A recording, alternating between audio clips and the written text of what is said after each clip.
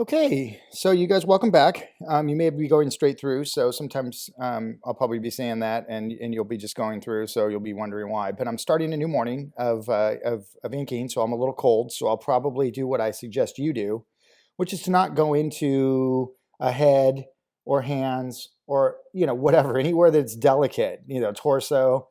The goal today is going to be to work this figure here primarily. And that one is because this is a figure phase and portrait phase. I will probably work on her head, Delilah's head, a little bit later. I really want to focus on finishing this figure over here. And before we start, I'll talk a little bit again about some of the challenges of inking. And one of them is, number one, what tool to use. Is it going to be a fine quill, a thicker quill? Is it going to be a brush? What kind of brush? What size brush? And then it's the intention behind what direction you're actually pulling your strokes and the thickness and thinness of the weight of the line that you're pulling. And it's an awful lot to remember, so that don't be hard on yourself in the beginning when you're learning it, because it's almost impossible. I mean, like when I think about how much I would rather do this there's like 50 different ways I'd rather handle this pack than what I've done. And I like what I've done, but I can see potential of it being a lot better. I can see things I wish I would have done differently. That'll drive you mad. You'll get so frustrated if you allow that to really infiltrate into your consciousness while you're doing this. So what I would suggest is giving yourself a little bit of leeway, put the perfectionist streak on the side for a while. You're going to need perfectionism to do this well, but you're going to need to override the perfectionism in the process of just the reality of how difficult this medium is actually on you mentally and from all different levels, dexterity-wise, mental fortitude, foresight, vision, execution, patience, persistence, wherewithal. I mean, geez, I can go down this list of these qualities which everyone obviously would admire greatly in anything.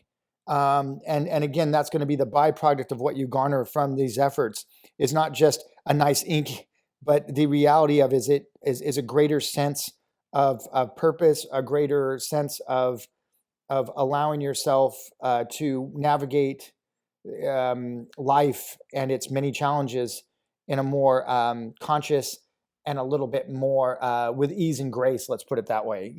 Now this is me again. Okay, this rolls. It's in shadow down in here, and it's darker right in here, and then it gets lighter on the top of this, allowing that fold again to pop forward.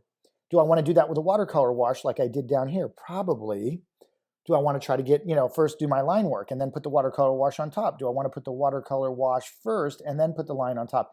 You can do it either way. Okay, is there a perfect way? Not in my opinion.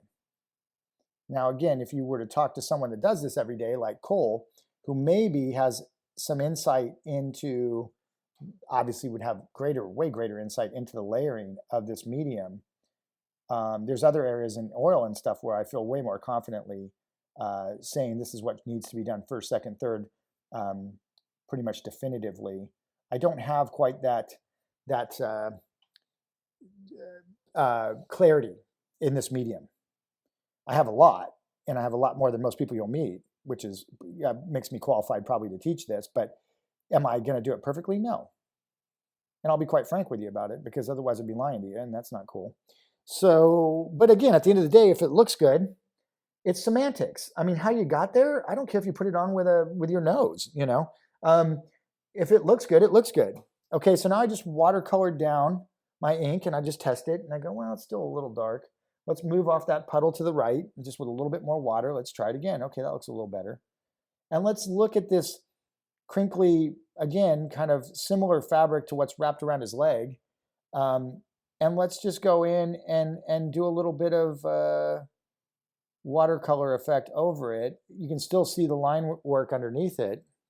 So it still has that beautiful line weight quality of an ink, but you also have the added depth of a painting, the tonality of a painting.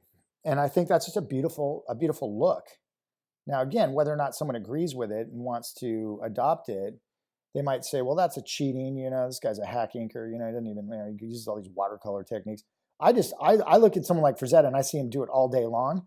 And I like Frazetta's attitude. It's kind of like, it's like, he reminds me of Frank Sinatra. It's kind of like he did it his way. doesn't give a crap about what anyone else says, and you know, put it on your pipe and smoke it at the end of the day. I mean, he didn't care. You know, he's like, you know, I'm Frazetta. I know what I'm great.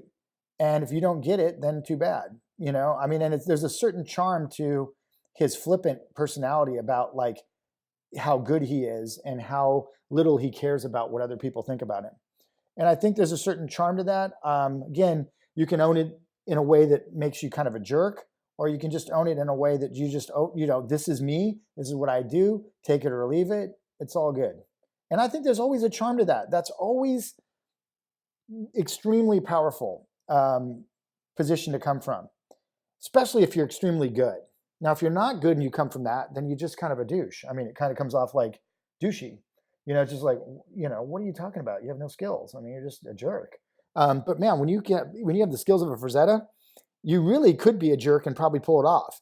I don't condone it, but I do think he could have pulled it off. And some people would say he was, but I disagree. I've met him. I spent time with him. I think he was a wonderful dude. You know, is anybody perfect? No, you're going to catch them on a bad day and they're going to be a jerk. But we all succumb to that. You know, it's like you can't say that you have to be 100% consistent in your life all the time. I mean, that's impossible. So just depending on when you catch the person, you might catch him in a bad mood, or you just had a argument with his wife. He's a human being, for God's sakes. He's not a robot. He's a good inker and he's a good artist. But I'm sure he had a lot of shortcomings as a person. We all do. So at the end of the day, we have to kind of separate those out, you know, and say, you know, overall, man, yeah, you know, I could see him being confident saying he's the best thing that since sliced bread, you know, and it'd be almost hard to argue with it, you know, in certain ways. But you know, I do find things that he does in his work that I don't agree with and I don't like, you know, like a figure indication of an arm or something where I said, God, I think I could do that better, or I don't like that, you know, that's not happening. And so, you know, I mean, it seems like blasphemy even to say such things about such high esteemed artists, but none of them were perfect by any means.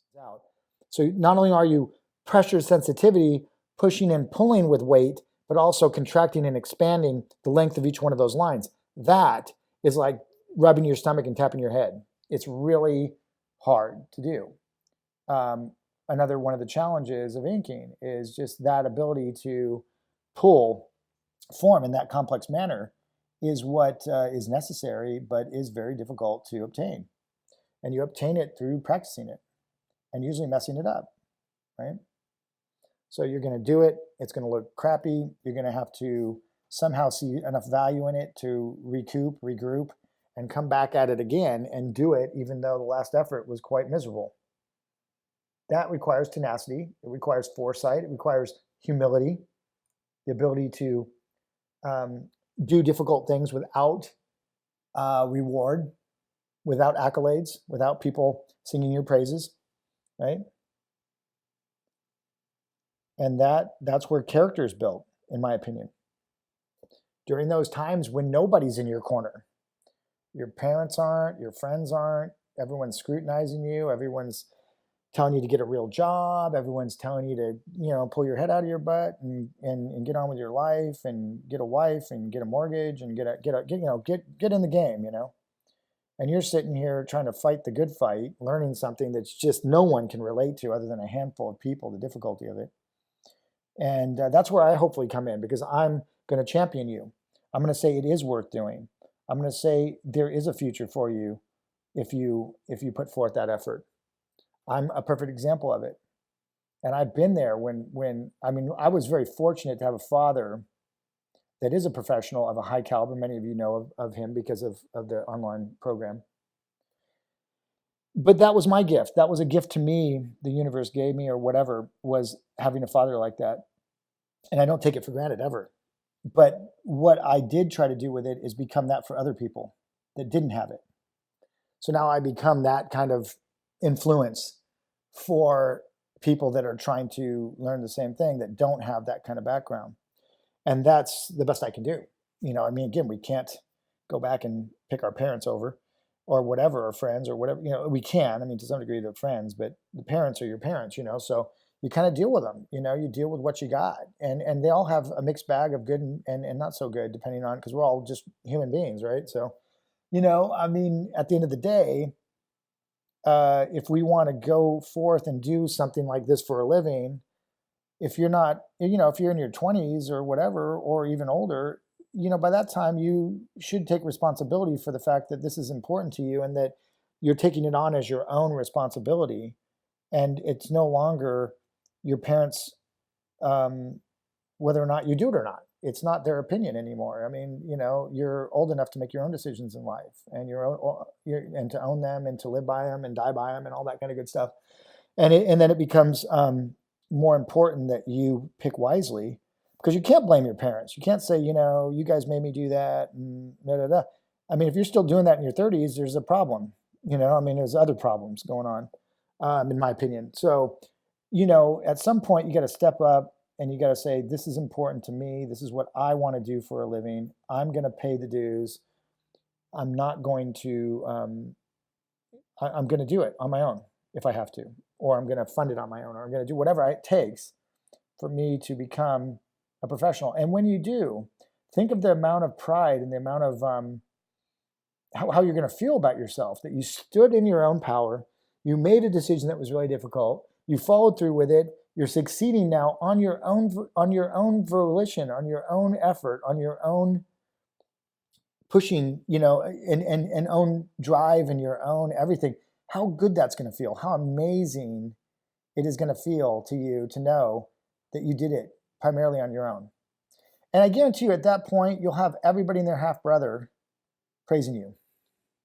But you yourself, at that point, I think it's important to remember that I think you just own it with integrity and beauty and grace. And you don't throw it in their face. You don't, I mean, I suggest you don't go and really get into it with them about, you were never there for me. And, it's like, it is what it is, just revel in this fact that you've succeeded based on your own efforts.